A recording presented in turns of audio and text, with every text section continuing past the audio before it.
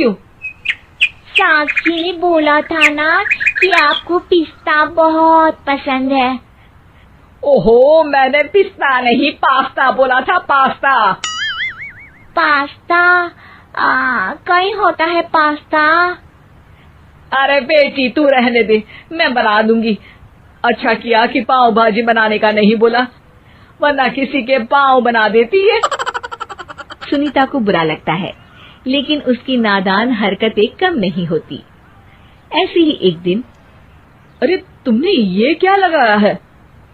अरे आप वो फूस फूस करके लगाते हैं ना, वही। डियो? का दियो? किसको दियो? अरे वही ना जिससे खुशबू आती है। हाँ हाँ, सही पकड़े हैं।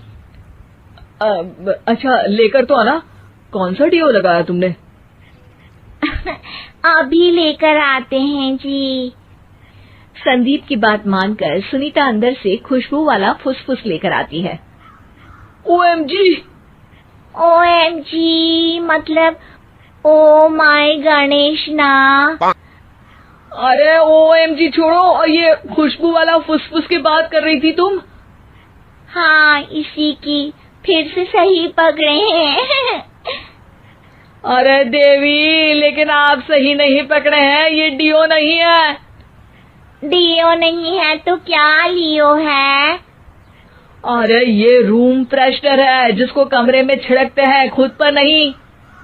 कोई बात नहीं, माँ कहती थी आत्मा किराएदार है, शरीर एक किराए का कर्म। हम शरीर पे ये डाल लिए तो क्या फर्क पड़ जाएगा? अरे बहू, ओ बहू, मेरे लिए फल तो ले आ, फिर मैं बाजार जाऊंगी। सुनीता अपनी सास के लिए फल लेकर आती है। अरे बेटा, पपीता, तरबूज और सेब फल ऐसे कैसे खा लूं? काट कर तो ले आ। माँ जी, मेरे गांव में तो खेत से उठा के सीधा खा लेते हैं। अरे ये तेरा गांव नहीं है ना। अरे संदीप, तू ही कुछ समझा देना इसको बेटा। मैं कैसे समझाऊं माँ, ये तो माइक्रोवेव को भी भट्टी बोलती है। कल मैंने बोला हाय कैसी हो, तो बोलती है किसी को हाय नहीं लगानी चाहिए। अरे सुनीता, तेरा क्या होगा? अभी तो कैसे बताऊं माँ जी, अभी हम कुछ करेंगे फिर पता चलेगा क्या होगा, लड़का या लड़की।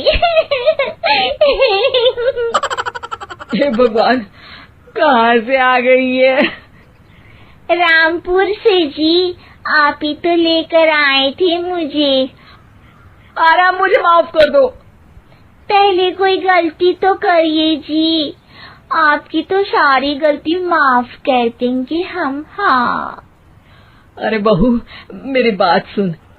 फल यानी कि फ्रूट जब भी लाए ना तो काट कर लाना, ठीक है?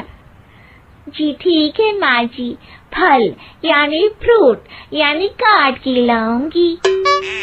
सुनीता रोज ही कोई ऐसी हरकत कर देती जिसकी वजह से उसे घर में दो बातें सुननी पड़ती। एक दिन, माँ, मेरे बॉस घर पर आने वाले हैं शाम को। उनका बर्थडे है, फैमिली साथ नहीं रहती उनके, तो यही पार्टी कर लेंगे। उनको अच्छा लगा तो शायद मेरा प्रमोशन भी हो जाएगा। मैं ना फ्रूट केक लाकर फ्रिज में रख दूंगी और तेरे साथ आज खाना मैं बनाऊंगी, ताकि जब साहब आए तो खाने में कोई गड़बड़ ना हो। शाम को जब सारी तैयारियां हो जाती है, संदीप के साथ बड़े साहब भी घर आते हैं। फ्रूट केक तो ले आना बहू, फिर खाना खाएंगे। और इस सब की क्या जरूरत थी? आपने बुलाया वही काफी है। सर, आपका परिवार शहर में नहीं है तो हम ही आपके परिवार जैसे हैं सर। इतने में ही सुनीता फ्रूट केक लेकर आती है और बड़े साहब की टेबल पर रख देती है, और जैसे ही केक के ऊपर का बॉक्स हटाती है, ओह, ये क्या है? केक तो कटा हुआ है। मैं तो ऐसा नहीं लाई थी। आप मुझे शाबाशी दे सकती है माँ जी, मैंने ही केक काट दिया।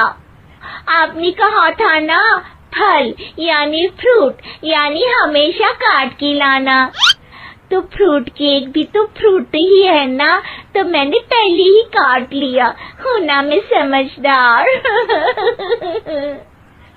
अरे बहू, ये क्या किया? केक हमेशा वही काटता है जिसका जन्मदिन होता है।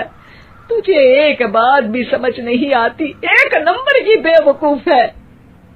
पूरा माहौल बिगड़ चुका था।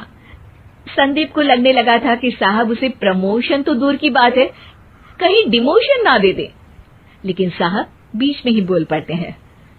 अरे कोई बात नहीं, ये इनकी बेवकूफी नहीं है, इनका भोलापन है। बेटा आप कहाँ से हो? रामपुर गांव से। अरे वाह, गांव से? फिर तो आपके गांव में ताजे फल और सब्जियां मिलते होंगे। हाँ, सही पकड़े हैं। हम तो काटते भी नहीं, सीधा खा लेते हैं। मैं ना एक बार तुम्हारे गांव घूमने जरूर चलूंगा। क्यों संदीप, ले चलोगे ना? मुझे गांव घूमना बहुत पसंद है। बस फिर क्या था, संदीप और सास दोनों खुश हो गए, क्योंकि साहब को सुनीता ने गांव की बात करके खुश कर दिया था।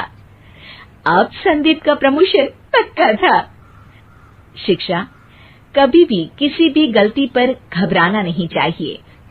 हो सकता है कि उस गलती की वजह से आगे बड़ा फायदा हो जाए।